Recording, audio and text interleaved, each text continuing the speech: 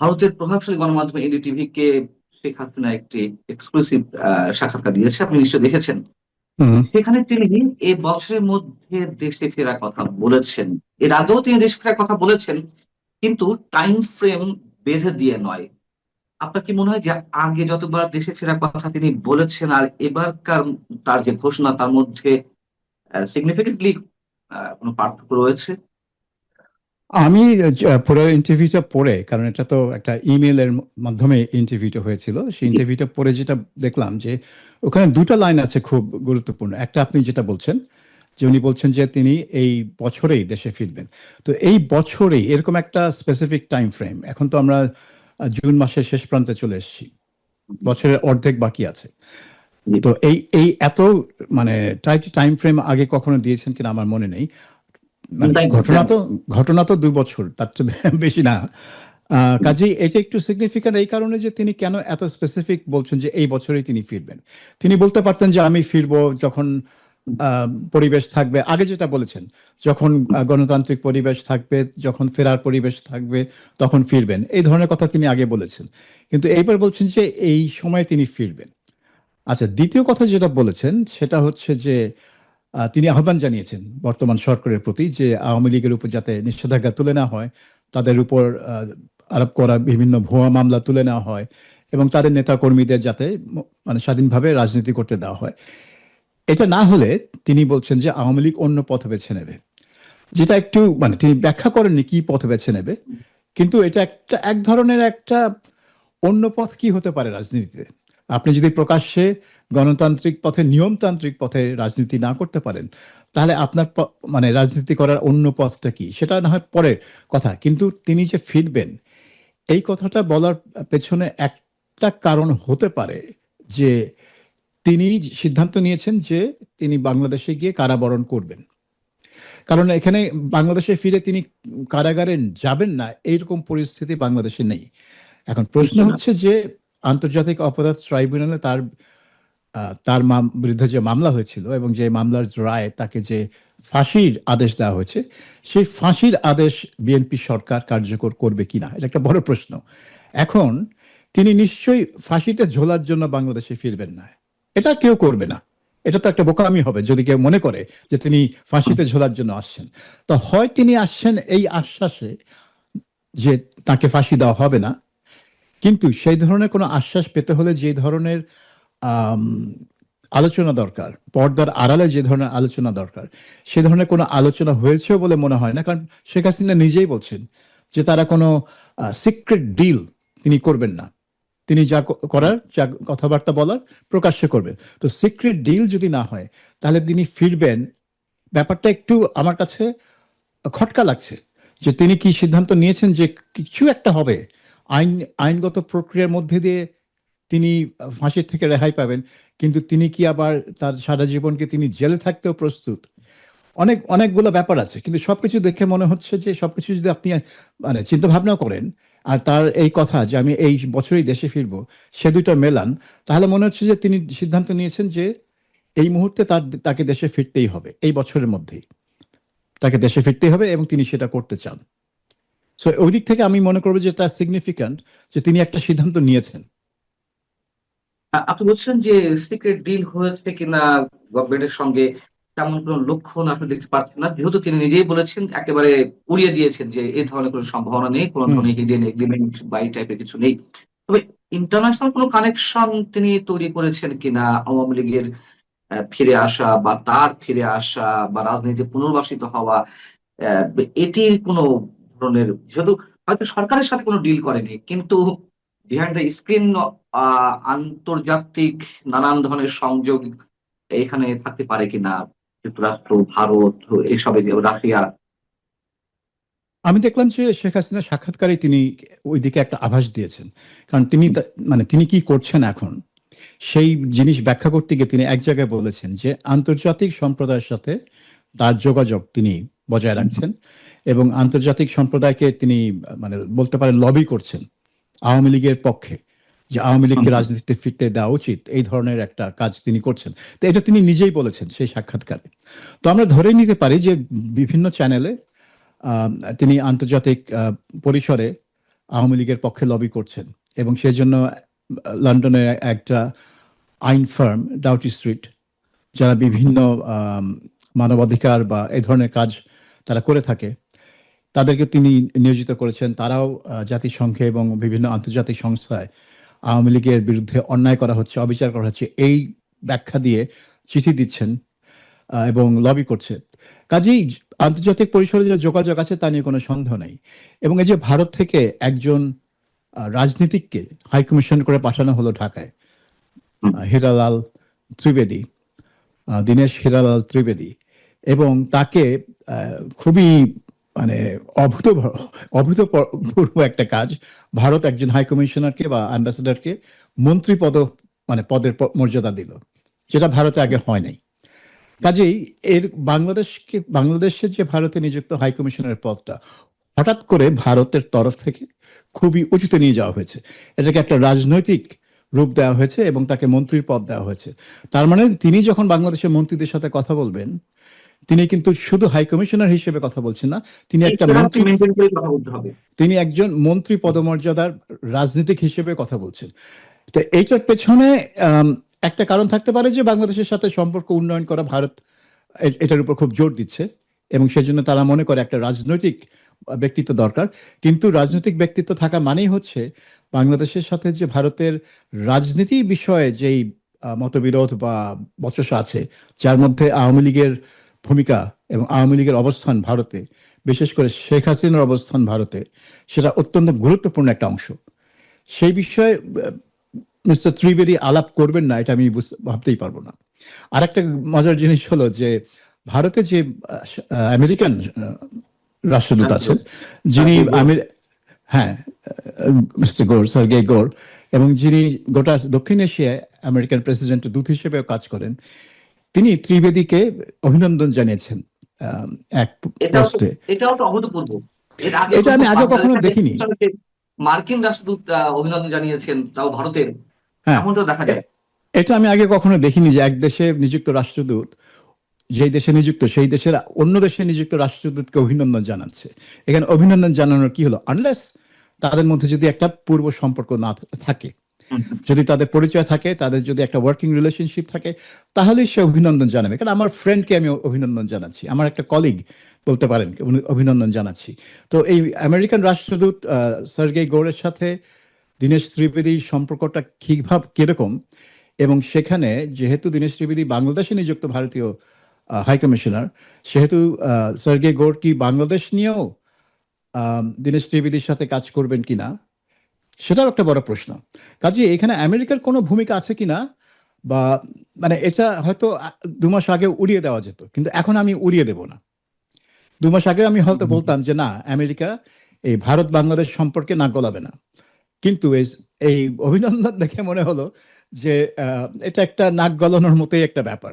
কিন্তু এটা ভালোভাবে না, মানে মানে খারাপভাবে নাক গলানো না, এটা বন্ধুত্বপূর্ণ একটা নাক হিসেবে আমেরিকান আসছে। এখন এই নাক গলানোটা কতদূর যাবে এবং বাংলাদেশ সরকারের উপর সেটা কি ধরনের প্রভাব বা চাপ ফেলবে, সেটা মানে বলার সময় আসেনি। কিন্তু সব দেখে মনে হচ্ছে যে শেখ হাসিনা সিদ্ধান্ত নিয়েছেন তিনি দেশে ফিরবেন। এখন বাংলাদেশ সরকার তাকে দেশে ঢুকতে দিবে কিনা, আর না ঢুকতে দিলেও প্রশ্ন উঠবে যে বারবার তো বাংলাদেশ সরকার বলে যে আমরা শেখ হাসিনা কি ফেরত চাই, তাকে আসামির কাঠগড়াতে দাঁড়াতে হবে, তাকে বিচার ফেস করতে হবে। তাহলে সে যদি ফেরে, তাহলে তো তাকে বাধা দেওয়ার উচিত না, তাকে নিয়ে তার যে মামলা আমি টামলা যে আছে। প্রশ্নটি করতে চেয়েছিলাম, আপনি সেই বিষয়ে অলরেডি মন্তব্য করে ফেলেছেন, খুবই সিগনিফিকেন্ট কোশ্চেন। যে আহ, ইউনূস সরকার বা বিএনপি সরকার, তারা ভারতের পররাষ্ট্র মন্ত্রণালয়ের কাছে বারবার আহ আহ, নোট পাঠাচ্ছে, বারবার রিকোয়েস্ট করছে, এবং দুই পক্ষের মন্ত্রী পর্যায়ে বা শীর্ষ পর্যায়ে যখন যে বৈঠক হচ্ছে, সেখানেও শেখ হাসিনাকে ফেরত পাঠানোর জন্য আবেদন জানানো হচ্ছে। এখন শেখ হাসিনা নিজে ফেরত আসতে চান। এর আগেও তিনি বলেছেন ট্রাভেল পাসের আবেদন করা হবে বাংলাদেশের হাই কমিশনের কাছে, দিল্লিস্থ বাংলাদেশ হাই কমিশনের কাছে, সেই কথাও এর আগে বলা হয়েছে। এখন সরকারের জন্য পথ কি, মানে সরকার কি বিষয়টি লুফে নেবে কিনা, নাকি অ্যাভয়েড করবে? সরকারের মনোভাবটা খুব মানে মানে পরিষ্কার বোঝা যাচ্ছে না। আমার মনে হয় সরকার একটু দোদুল্যমান অবস্থা আছে এই বিষয়ে। কারণ আপনি দেখেন এপ্রিল মাসে যখন পররাষ্ট্রমন্ত্রী খলিলুর রহমান দিল্লি গেলেন, তার সাথে পররাষ্ট্র বিষয়ক প্রধানমন্ত্রীর পররাষ্ট্র বিষয়ক উপদেষ্টা হুমায়ুন কবিরও ছিলেন। তো ফেরত আসার পর হুমায়ুন কবির সাংবাদিকদের দুইটা কথা বলেছেন, এবং আমার কাছে দুইটা কথা পরস্পর বিরোধী মনে হয়েছে। এক জায়গায় তিনি বলেছেন শেখ হাসিনা একটা সন্ত্রাসী, তাকে আহ, আমরা দেশে ফিরতে দেখতে চাই না, দেশের মানুষ তাকে ভুলে গেছে, আমরা উই হ্যাভ মুভড অন, আমরা সামনের দিকে এগিয়ে যাচ্ছি, শেখ হাসিনার আর প্রয়োজন নেই আমাদের। এটা একটা কথা। তার মানে আমরা চাই না শেখ হাসিনার মুখ আমরা আর দেখতে চাই না। তারপরে আবার তিনি ওই একই মানে ওই প্রেস কনফারেন্সে তিনি বলেছেন যে আমরা ভারত সরকারকে আবার অনুরোধ করেছি শেখ হাসিনাকে ফিরিয়ে দেওয়ার জন্য, তার বিরুদ্ধে আইসিটিতে মামলা আছে, তার বিরুদ্ধে মানে তিনি মানে বিচার হয়েছে ইত্যাদি, তো তাকে বিচার মানে ফলাফল ফেস করার জন্য তাকে ফেরত দিতে হবে। তো একদিকে তিনি বলছেন আমরা তাকে দেখতেই চাই না, আরেকদিকে বলছেন তাকে ফেরত দিতে হবে। তো কোনটা আপনি কোনটা চান সেটা হলো আসল। আপনি কি আসলেই চান শেখ হাসিনা দেশে ফিরে কাঠগড়ায় দাঁড়াক, নাকি আপনি আসলে চান যে শেখ হাসিনা গায়েব হয়ে যাক আর দেশে না ফিরুক? তো এই এই কথাটা কিন্তু সরকারের মুখ থেকে স্পষ্ট আসে না। কোনো কোনো সময় তারা বিচারের জন্য মানে বড় বড় হাঁকডাক দেয়, যেটা ভারতের দোষ, ভারত ফেরত দিচ্ছে না। আবার বলে যে না আমরা শেখ হাসিনাকে দেখতে চাই না। তো আমার মনে হয় শেখ হাসিনা যখন নিজে থেকে বলবে, এবং ভারত সরকার যদি বাংলাদেশ সরকারকে জানায় যে হ্যাঁ এখানে ওই এক্সট্রাডিশন ফেক্সট্রাডিশনের দরকার নেই, শেখ হাসিনা স্বেচ্ছায় ফিরবে, আপনারা যা করার করেন, তখন বাংলাদেশ সরকার কি করবে? বাংলাদেশ সরকার তো না করতে পারবে না, কারণ তাদের তো অবস্থানেই যে শেখ হাসিনাকে বিচারের মুখোমুখি হতে হবে। তো এটা তো একটা সুযোগ। শেখ হাসিনা ঢাকার এয়ারপোর্টে নামলে তাকে গ্রেফতার করে কারাগারে নেওয়া হবে, তারপরে তার যেই মামলা তিনি অলরেডি দোষী সাব্যস্ত হয়েছেন সেটার অ্যাপিল করার আবেদন মানে দেরিতে হলেও অ্যাপিল করা যায় কিনা সব ঘাটাঘাটি করবেন তার আইনজীবীরা। এখন এই প্রক্রিয়া কিভাবে যাবে আমি জানি না, সেটা হচ্ছে এটা আইসিটি কতটা স্বাধীনভাবে কাজ করবে, কতটা সরকারের নির্দেশ অনুযায়ী কাজ করবে। এখন আমরা জানি বাংলাদেশের আদালত এইসব স্পর্শকাতর মামলায় খুব মানে রেয়ারলি তারা মানে সরকারের উচ্ছার বিরুদ্ধে যায়। কাজেই এখানে আমরা ধরেই নিতে পারি যে এখানে সরকার যা চায় সেটাই হবে। এখন সরকার কি চায় সেটা তো সরকারকেই সিদ্ধান্ত নিতে হবে যে তারা শেখ হাসিনাকে নিয়ে কি করতে চায়। আপনি তো বললেন যে সরকার একটা মানে দোদুল্যমানতার মধ্যে আছে। আর যারা স্টেক হোল্ডার, অন্যতম প্রধান যে স্টেক হোল্ডার এখন এই মুহূর্তে বাংলাদেশে আহ জামাতে ইসলামী এবং এনসিপি, আপনাকে মনে হয় তারাও শেখ হাসিনা দেশে আসুক এটি চায় আসলে মনে প্রাণে? আমার মনে হয় তাদের মনে একটা বাসনা আছে শেখ হাসিনাকে ফাঁসিতে ঝোলানোর, কারণ এটা হবে তাদের প্রতিশোধ। যে কারণে আন্তর্জাতিক অপরাধ ট্রাইব্যুনালই তার বিচার হয়েছে, কারণ সেখানে জামাত নেতাদের বিচার হয়েছে এবং 5 জনের ফাঁসি হয়েছে। যে কারণে আন্তর্জাতিক অপরাধ ট্রাইব্যুনালের চিফ প্রসিকিউটর হিসেবে তাজুল ইসলামকে নিয়োগ করা হয়েছিল, যিনি জামাত ইসলামের লোক, এবং তিনি জামাত নেতাদের পক্ষে আইনজীবী ছিলেন পুরো ওই যুদ্ধাপরাধীদের বিচারের প্রক্রিয়ায়। কাজে এটা একটা সব পুরোটাই ইউনূস সরকার আমলে সাজানো হয়েছিল একটা প্রতিশোধ হিসেবে। কিন্তু তিনি এই প্রতিশোধটা ছিল তিনি যখন দেশে নেই, অর্থাৎ তাকে অ্যাকচুয়ালি ফাঁসিতে ঝোলানো সম্ভব না। কিন্তু যদি আবার ফাঁসিতে ঝোলানো সম্ভব হয়, আর এখন আইসিটি আর সেই তাজুল ইসলামের হাতে নেই, নিয়ন্ত্রণে নেই, এখন আছে একজন বিএনপি নিয়োগকৃত হ্যাঁ চিফ প্রসিকিউটর হাতে। আম, কিন্তু যখন ওই প্রশ্নটা আসবে আমরা কি আসলেই শেখ হাসিনাকে ফাঁসিতে ঝোলাবো, এই প্রশ্নটা সরকারকে একটা বিষয়, আর ঝুলাতে পারবো একটা বিষয়, ঝুলাতে হ্যাঁ। পারবো কিনা মানে সেটাও সম্ভব কিনা বাংলাদেশের ক্ষেত্রে আসলে কি এটি এক্সিকিউট করার সেই ধরনের বাস্তবতা আছে কিনা বাংলাদেশের রাজনীতিতে? আমার মনে হয় যে বাসনাটা আছে এই এনসিপি এবং বাস্তবতা আছে, হ্যাঁ। জামাতের মধ্যে, বাসনাটা যে আছে তা নিয়ে আমার কোনো সন্দেহ নেই। কিন্তু তাদের মধ্যে এই উপলব্ধিটাও আসতে পারে যে আম, একজন প্রাক্তন প্রধানমন্ত্রীকে, বিশেষ করে শেখ হাসিনার মতো প্রধানমন্ত্রীকে ফাঁসিতে ঝোলানো এত সহজ ব্যাপার না। আর তিনি যদি দেশে ফেরেন এবং তারপরে যদি তাকে ফাঁসি দেওয়া হয়, তাহলে কিন্তু আন্তর্জাতিকভাবেও কিন্তু জিনিসটা ভালো চোখে দেখা হবে না। আপনি দেখেন এই আজকেই দেখলাম আম, আমেরিকার একজন দক্ষিণ এশিয়া বিশেষজ্ঞ মাইকেল কুগেলম্যান, যাকে বিভিন্ন সময়ে বিভিন্ন গণমাধ্যম সাক্ষাৎকার নিয়ে থাকে, তিনি বলছেন যে তিনি কল্পনা করতে পারছেন না যে শেখ হাসিনা ফিরবে। হ্যাঁ, এটা হয়তো তার কল্পনার বাইরে, কল্পনা জগতের বাইরের একটা ঘটনা, তিনি কল্পনা নাও করতে পারেন, কিন্তু তারপর বলছেন যে তিনি যদি ফেরেন তাহলে তাকে সারা জীবন জেল খাটতে হবে। তার মানে তিনিও কিন্তু ভাবছেন না যে তাকে ফাঁসিতে ঝোলানো হবে। মানে জেল খাটতে হতে পারে সারা জীবন এবং জেলখানায় তিনি মারা যেতে পারেন, সেরকম ওই দূর পর্যন্ত চিন্তা ভাবনা চলতে পারে। কিন্তু ফেরার পর তাকে ফাঁসিতে ঝোলানো হবে, এই চিন্তা ভাবনা কিন্তু খুব কম লোকই করবে। মানে গুপ্ত সুপ্ত বাসনা যতই থাকুক জামাত আর এনসিপির মনে, এই এই কাজটা করা কিন্তু অত সহজ হবে না। বিশেষ করে বিএনপির মতো দল যারা আর কি সেরকম উগ্র বিপ্লবী দল না। বিপ্লবী দল যে বিএনপি না সেটা আমরা জানি, কিন্তু সেরকম উগ্র তারা না যে তাদের প্রধান রাজনৈতিক প্রতিপক্ষ, কারণ জামাত তাদের প্রতিপক্ষ না, জামাত তাদের মিত্র, সবসময় তাদের মিত্র, এখনো তাদের মিত্র হিসেবেই তারা বিরোধী দলে আছে। এটা একটা কি বলবো, ওই যে 2014-18 সালের যে জাতীয় পার্টির বিরোধী দলের ভূমিকা সেরকম আর কি একটু।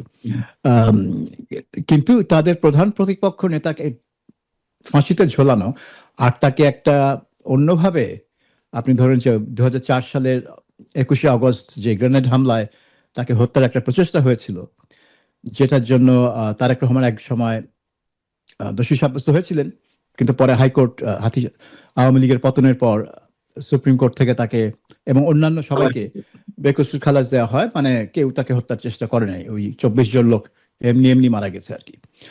সো সো সেই ব্যাপারটা এখন অত সহজ না, ফাঁসি দেওয়া একজন প্রাক্তন প্রধানমন্ত্রীকে ফাঁসি দেওয়া অত সহজ না। এবং সেই জন্য এই ফাঁসির কথাটা, এমনকি মাইকেল কুগলম্যান, যার কল্পনার বাইরে যে শেখ হাসিনা ফিরবেন এটা তিনি কল্পনাও করতে পারেন না, তিনিও কিন্তু ফাঁসি পর্যন্ত কল্পনা করতে পারছেন না। তিনি ওই সারা জীবন জেল খাটবেন এই পর্যন্ত যাচ্ছেন, যেটা ভাবা খুব সহজ। হ্যাঁ, সারা জীবন তিনি জেল খাটতে পারেন, জেলখানায় তার মৃত্যু হতে পারে, তার বয়স তো প্রায় 80 ছুঁই ছুঁই।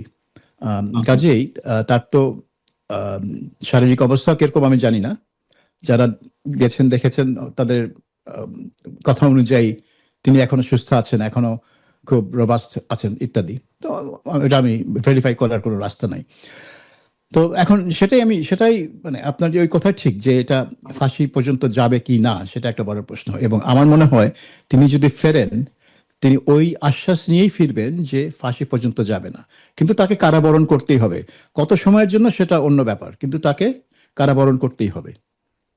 তিনি এর আগের একটা ইন্টারভিউতে বলেছেন সম্ভবত টাইমস অফ ইন্ডিয়াতে, এবং সেই ইন্টারভিউ ভারতের সব ধরনের গণমাধ্যমে জাস্ট কপি হিসেবে এসেছিল, টাইমস অফ ইন্ডিয়ার রেফারেন্স দিয়েই।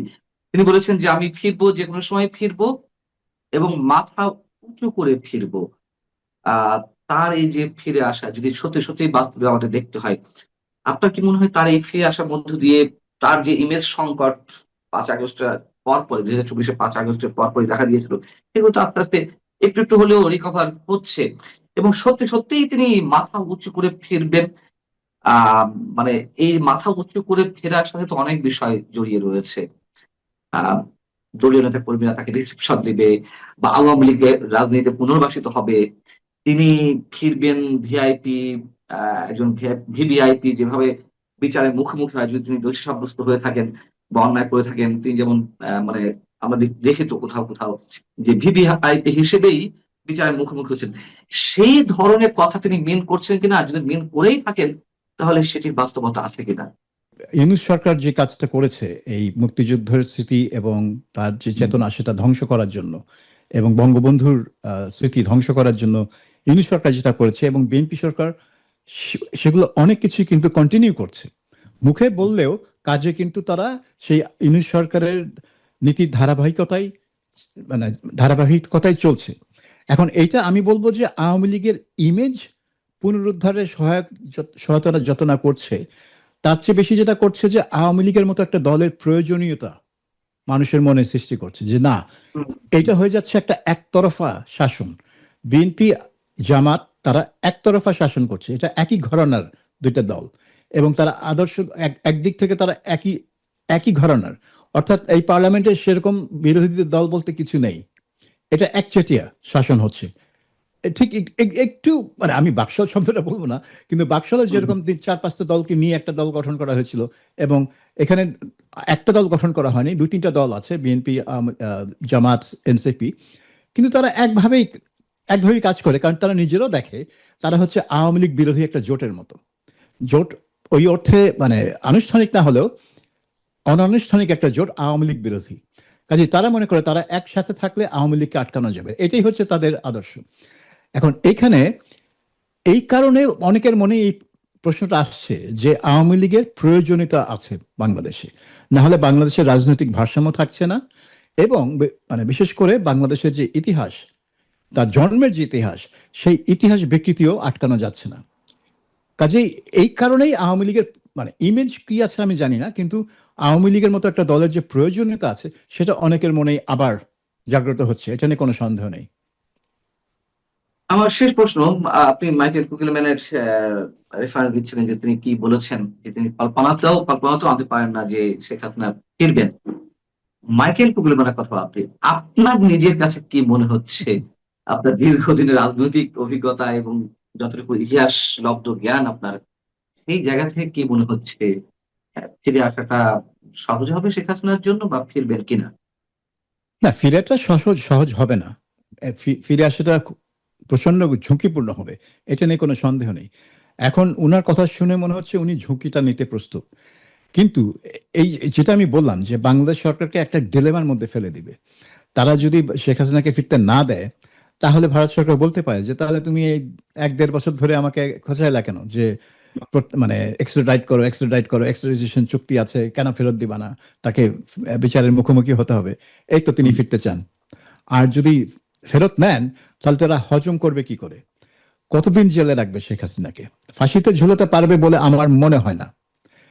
এখন কি হয় কে জানে, বাংলাদেশে অনেক কিছু হয়েছে যেগুলো 6 মাস আগেও কারো মনে হয়নি যেটা হবে। হ্যাঁ, যে 1980-র দশকে যখন 71-এর ঘাতক দালাল নির্মূল কমিটি তাদের আন্দোলন শুরু করলো যুদ্ধাপরাধীদের বিচারের দাবিতে, জামায়াত ইসলামী নেতাদের বিচারের দাবিতে, তখনও কিন্তু কেউ ভাবেনি যে বিচার আদৌ হবে। 80 দশকে কেউ ভাবেনি। 90 দশকে যখন জাহানারা ইমাম গণ আদালত করলেন, তখনও কিন্তু ভাবেনি যে এটা বাস্তবায়িত এক্স্যাক্টলি। হবে, এই বিচার যে হবে। হম হম। কিন্তু বিচার আলটিমেটলি হলো, আপনার 2012-13 সালে গিয়ে হলো, এবং 5 জন জামাত নেতাকে ফাঁসিও দেওয়া হলো। কাজেই বাংলাদেশে মানে রাজনীতিতে হবে না, এই কথাটা বলা কিন্তু খুবই বিপজ্জনক। সো আমার কল্পনার ভেতরে না বাইরে সেটা মুখ্য বিষয় না। মুখ্য বিষয় হচ্ছে যে বাংলাদেশের রাজনৈতিক স্রোত যখন একদিকে যাওয়া শুরু করে, এই স্রোতটা অনেক সময় হয়ে যায় অপ্রতিরোধ্য। ওইটা একটা যে হুজুগে বাঙাল যে কথাটা বলা হয়, যে ফ্রেজ আছে, ঠিক সেরকম যে ওইদিকে ধাবিত হবে সব রাজনৈতিক স্রোত। এখন ওই রাজনৈতিক স্রোতটা কোন দিকে যাবে যদি শেখ হাসিনা ফেরেন, সেটা হচ্ছে প্রশ্ন। এখন বিএনপি জানে যে শেখ হাসিনা ফেরার যদি ব্যাপার হয়, তাহলে এনসিপি এবং জামাত প্রচন্ডভাবে চাপ দিবে যাতে তাকে কোনোভাবেই রাজনীতি করতে না দেওয়া হয়। এখন বা আওয়ামী লীগকে যাতে কোনোভাবেই রাজনীতিতে ফিরতে না দেওয়া হয়। যেদিন শেখ হাসিনা আসবেন, আমি শিওর ঢাকা শহরে কারফিউ দেওয়া হবে, যাতে কেউই এয়ারপোর্টে না যেতে পারেন। অনেক অনেক ধন্যবাদ সাংবাদিক সাবির মুস্তাফা আপনার।